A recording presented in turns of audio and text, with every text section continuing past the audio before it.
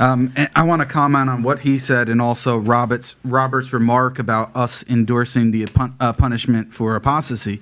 Yes, we do. Why? Because our claim is that we are actually faithful to our scriptures. You guys are not. You want to avoid the Old Testament, and I want to give you an analogy, Patrick, because you're a business guy.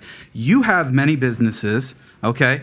And you have policies that you have to put in place based on social interaction in the workplace and all that kind of stuff. Now, you may make amendments to those policies based on new data, new information, how things are actually going based on those things that you put in place. Now, when you do, right, and this is the analogy between the Old Testament and the New Testament, are you willing to say that, well, yeah, thinking to myself, yeah, Pat, yeah, you were wrong, actually, when you said it was okay to do such and such. That was actually wrong, and you then put in the correct one.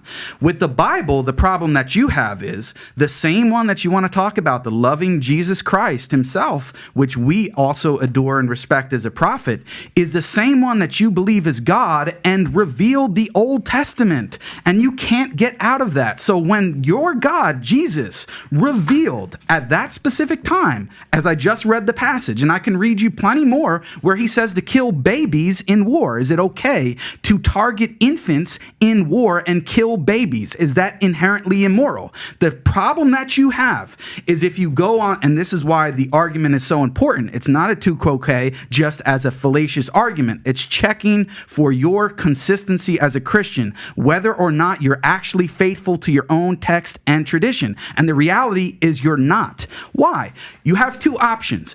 If you condemn it as inherently immoral, then the whole Bible's gone. Because if you believe that those verses in the Bible were revealed by God, then you're saying that God is immoral.